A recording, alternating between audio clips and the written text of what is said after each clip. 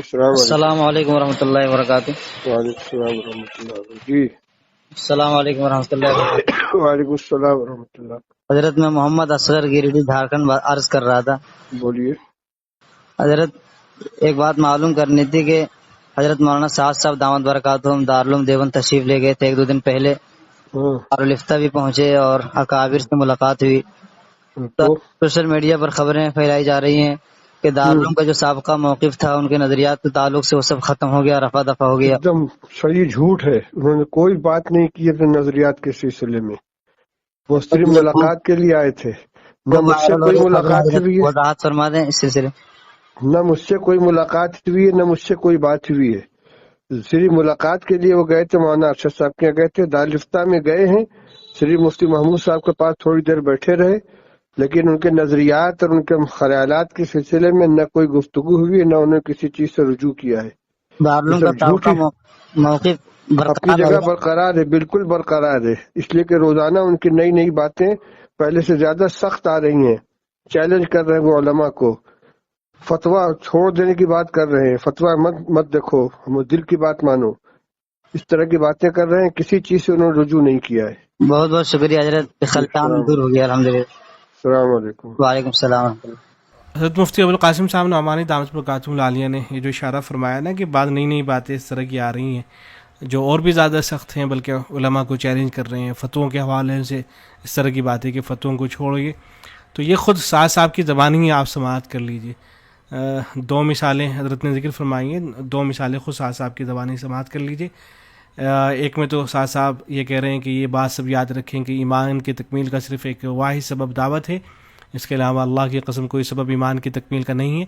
میں تو قسم کھا کر کہہ رہا ہوں, آپ کے پاس اس کے خلاف کوئی دلیل نہیں ہے. یہ چیلنج تو کر رہے ہیں ظاہر ہے وہ. اللہ کی قسم دعوت اللہ کے بغیر ایمان کی تکمیل کا کوئی ذریعہ نہیں ہے. نہ تہجد ہے, نہ تلاوت ہے, نہ ذکر ہے, نہ روزہ ہے, نہ نماز ہے, نہ حج ہے, کچھ نہیں ہے. میں کھل کر کہہ رہا ہوں, دلائل کے ساتھ عرض کر رہا ہوں, انفرادی عبادات سے ایمان کی تکمیل نہیں ہوتی ہے. ایمان کی تکمیل کے بہت سے ذرائع, بہت سے اسباب ہیں. ان سب کو چھوڑ کر قسمیں کھا کر صرف یہ کہنا کہ ایک ہی ذریعہ ہے, ایک ہی سبب ہے, ظاہر یہ بات صحیح نہیں ہے. لیکن وہ اس میں یہ بھی کہتے ہیں کہ آپ کے پاس اس کے خلاف کوئی دلیل نہیں ہے. حالانکہ دلائل وغیرہ میں اس سے پہلے ذکر کر چکے ہیں, ان ویڈیوز کو اگر آپ دیکھنا چاہیں تو دیکھ لیجئے گا. لیکن یہ صاحب ہی کی زبان, اس بات کو آپ سماعت کر لیجئے. اور یہ بات سب یاد رکھیں کہ ایمان کی تکمیل کا صرف ایک واحد سبب دعوت ہے, اس کے علاوہ اللہ کی قسم کوئی سبب ایمان کی تکمیل کا نہیں ہے. میں تو قسم کھا کر کہہ رہا ہوں,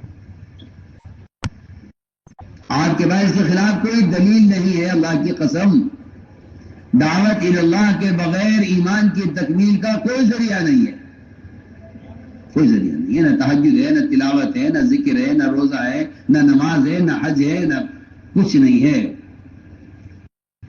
میں کھل کر کہہ رہا ہوں, دلائل کے ساتھ عرض کر رہا ہوں. انفرادی عبادات سے ایمان کی تکمیل نہیں ہوتی. اور سعد صاحب کی والی بات کے فتوے چھوڑیے, عقل سے سوچئے, اپنے دل سے فتویٰ لیجئے. اسے سن کر تو بہت ہی زیادہ افسوس ہوا تھا, اس لیے کہ ادھر وہ یہ بات کر رہے تھے, ادھر لوگ سن کر ہنس رہے تھے ان کی باتوں کو. تو گویا کہ یہ تو مذاق بنا دینا ہے بس فتووں کا. کوئی بھی آدمی جو مدارس کا, اہل مدارس کا, علماء کا, مفتیان کرام کا ہمدرد ہوگا, وہ کبھی اس طرح کی بات نہیں کر سکتا ہے. جو آدمی اسلام مخالف ہوگا وہ تو اس طرح کی باتیں کر سکتا ہے کہ فتووں کو چھوڑ دیجئے, عقل سے سوچئے, اپنے دل سے فتویٰ لے لیجئے. دل سے کیا چیز ہوتی ہے دل سے فتویٰ لینا؟ دل تو عام آدمی کا کچھ بھی کہہ دے گا, ذہن تو کہیں سے کہیں لے جائے گا آدمی کو, تو وہ چیز کوئی چیز تھوڑا ہی نہ ہوتی ہے. بہرحال یہ بھی سماعت کر لیجیے. بہت افسوس کی بات ہے کہ کس طرح کی یہ سب باتیں ہو رہی ہیں. آپ سوچیے, آپ عقل سے سوچیے, آپ فتوے چھوڑیے, اپنے دل سے فتویٰ. جس محمد صلی اللہ علیہ وسلم کے قلب کو بار بار زمزم سے دھو کر اس میں قرآن اتارا گیا ہے, آپ اس قرآن کو موبائل میں ڈال کر کہتے ہیں کہ اس میں کیا حرج ہے؟ سوچیے آپ لوگوں. اور یہ دیکھیے آپ, دارالعلوم دیوبند کی طرف سے جو سعد صاحب کے حوالے سے تحریر آئی تھی, جس پر تمام حضرات کے دستخط موجود ہیں, حضرت اقدس مفتی سعید احمد پانی پوری رحمۃ اللہ علیہ کے, حضرت مولانا حبیب الرحمن اعظمی رحمۃ اللہ علیہ, حضرت مولانا نعمت اللہ اعظمی, حضرت مولانا ارشد مدنی صاحب, حضرت مفتی ابوالقاسم صاحب نعمانی دامت برکاتہم العالیہ, حضرت مولانا مفتی حبیب الرحمن صاحب مفتی دارالعلوم دیوبند, حضرت مفتی زین الاسلام صاحب, اور حضرت مفتی محمود صاحب بلند شہری جن سے ملاقات بھی ہوئی تھی دارالفتہ میں مولانا سعد صاحب کی، تو یہ جو تحریر آئی تھی تو اس میں دیکھیں ایک بات لکھی گئی تھی، آپ دیکھیے گا، اس میں لکھا گیا تھا کہ ان کے بیانات کے بعد ایسے اقتباسات بھی موصول ہوئے ہیں جن سے ظاہر ہوتا ہے کہ مولانا سعد صاحب کے نزدیک دعوت کے وسیع مفہوم میں صرف تبلیغ جماعت کی موجودہ ترتیب ہی داخل ہے، صرف اسی کو وہ انبیاء اور صحابہ کے طریقے جہد سے تعبیر کرتے ہیں اور اسی خاص ترتیب کو سنت اور بعینی انبیاء کی محنت کا مصداق قرار دیتے ہیں، حالانکہ جمہور امت کا متفقہ مسلک ہے کہ دعوت و تبلیغ ایک امر کلی ہے جس کی شریعت میں کوئی ایسی خاص ترتیب لازم نہیں کی گئی ہے کہ جس کے چھوڑنے سے سنت کا ترک لازم آئے۔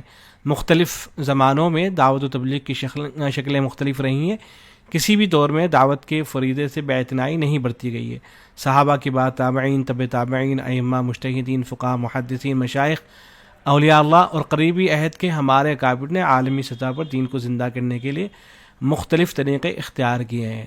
تو دیکھیں اس میں یہ بات کہی گئی نا کہ ایک جو مخصوص طریقہ ہے اسی کو وہ دعوت کے اندر منحصر سمجھتے ہیں، یہ سمجھتے ہیں کہ بس ایسے ہی ہوگا تو تبھی دعوت ہوگی، تبلیغ کا فریضہ ادا ہوگا ورنہ تو نہیں ہوگا۔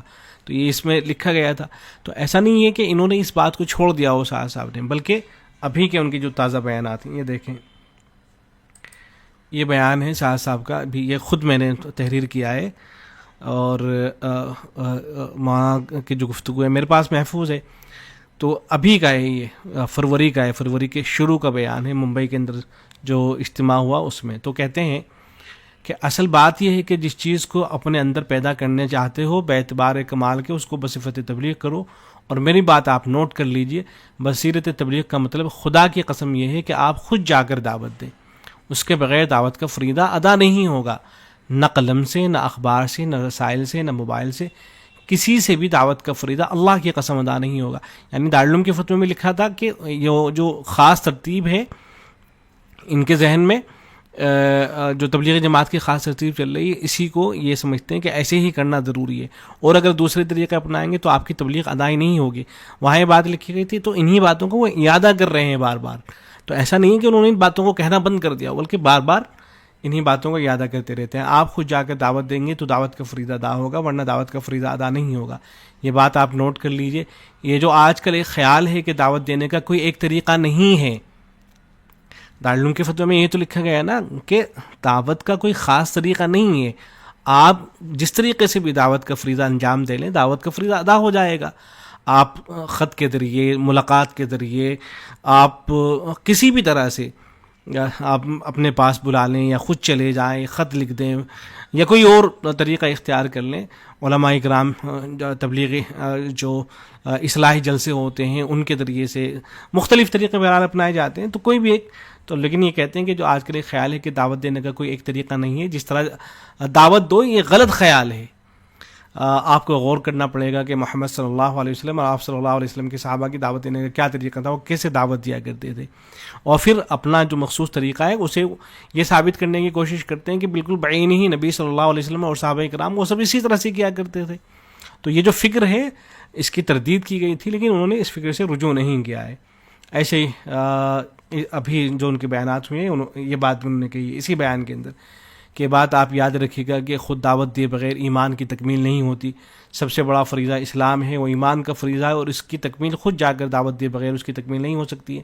چاہے آپ تہجد پڑھتے ہوں، تلاوت کرتے ہوں، ذکر کرتے ہوں، روزہ رکھتے ہوں، حج کرتے ہوں، زکوٰۃ وقت پر دیتے ہوں، سب کچھ صحیح ہے، لیکن ایمان کو کمال تک پہنچانے کے لیے بنیادی جو شرط ہے، بنیادی سبب جو ہے وہ آپ جا کر دوسروں کو نیکی پر آمادہ کرنا، لوگوں کو برائی سے بچانا، اس کی آپ خود کوشش کریں، یہی ایمان کی تکمیل کا ایک سبب ہے۔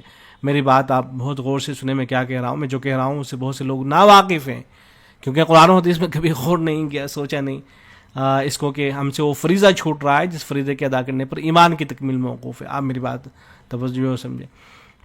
اور پھر اس کا یاد بھی کر رکھا ہے اسی بیان کے اندر کہ موبائل میں قرآن پڑھنا قرآن کی توہین ہے، جو بار بار وہ کہا کرتے ہیں۔ اب دیکھیں ایک بحث انہوں نے چھیڑی ہے کہ کافر اور مسلمان کے درمیان تہجد کا فرق ہے، حالانکہ ہم سب جانتے ہیں کہ نماز کا فرق ہے کافر اور مسلمان کے درمیان میں، حدیثوں سے بات ثابت ہے، لیکن انہوں نے ایک نیا مضمون بیان کیا. اچھا یہ جو مضمون بیان کیا انہوں نے, چلیے آپ ایک نیا مضمون بیان کر رہے ہیں, ٹھیک ہے بیان کر دیجیے, لیکن دیکھیں بیان کرنے کا ان کا انداز دیکھیں, کہتے ہیں کہ میں کیا عرض کروں, شاید آپ کی بات سمجھ میں نہ آئے. صحابہ تو یہ عرض کیا کرتے ہیں کہ کافر اور مسلمان کے درمیان تہجد کا فرق ہے, کہاں سو رہے ہیں آپ پتہ نہیں کیا سوچیں گے اور کیا حکم لگائیں گے میری بات پر. ہاں آج کل یہ تماشا بنا ہوا ہے, یہ کہہ رہے ہوں, اس لیے کہ ان کو یہ احساس ہے کہ میں اگر ایسی ویسی بات کرتا ہوں تو ظاہر ہے علماء کی طرف سے رد عمل آئے گا, علماء کہیں گے کہ آپ کی بات صحیح نہیں ہے. تو علماء کا جو رد عمل آتا ہے, جو فتویٰ آتا ہے, تو اس کو کیا کہہ رہے ہیں, آج کل یہ تماشا بنا ہوا ہے. تو ایسے تو تفسیریں ہو رہے ہیں ان کی طرف سے. اور پھر وہ بات فتوے چھوڑیے, عقل سے سوچیے, تو آئی گئی ہے. حرمین کی عبادت سے خروج افضل ہے, اس کو میں ذکر کرا چکا ہوں. اللہ کی رضا کے کاموں میں خرچ کرنے والا دعوت دینے والے کے برابر نہیں. جو لوگ قتال کی احادیث کو قتال سے متعلق سمجھتے ہیں وہ غلط سمجھتے ہیں. تو یہ بھی دیکھیں, یعنی وہ صرف یہ نہیں کہتے ہیں کہ بھائی جو قتال سے متعلق احادیث ہیں, روایتیں ہیں, تو ہمارا کام بھی ٹھیک ہے, اس سے کسی نہ کسی درجے میں ہم بھی اس کے ساتھ میں شامل کر لیتے ہیں, یہ بھی نہیں کہتے ہیں. بلکہ یہ کہتے ہیں کہ یہ جو روایات ہیں یہ تو دعوت ہی سے متعلق ہے, قتال سے بھی متعلق نہیں ہے. اور جو لوگ یہ سمجھتے ہیں وہ غلط سمجھتے ہیں. کون لوگ ہیں وہ سمجھنے والے؟ تمام محدثین, فقہا, وہ سب یہی تو سمجھتے آئے ہیں. وہ سب سے پہلے بنیادی طور پر تو جہاد اور قتالی کو رکھتے ہیں نا, جو قتال سے متعلق روایتیں ہیں, اور پھر بعد میں چل کر دوسری چیزوں کو اگر ذکر کرنا ہوتا ہے ان کو بھی ذکر کر دیتے ہیں, لیکن یہ اسی کا انکار کر دیتے ہیں. تو یہ بالکل نہیں, اور یہ صرف 2 بیانوں سے بعض اقتباسات لیے گئے ہیں. تمام بیانوں کے جو ابھی ان کے ہوئے ہیں ان کے اقتباسات بھی نہیں ہیں. تو صرف اگر آپ ان کے جتنے بھی نئے بیانات آ رہے ہیں ان کو سنیں گے تو ان بیانات کے اندر انہی تمام باتوں کا تقریباً ارادہ رہتا ہی ہے جن باتوں کو دارالعلوم دیوبند شروع دن سے منع کرتا چلا آ رہا ہے کہ آپ کو یہ باتیں نہیں کرنی ہے. لیکن وہی بات ہے کہ سنتا کون ہے. اللہ رب العزت ہدایت سے سب فراز فرمائے.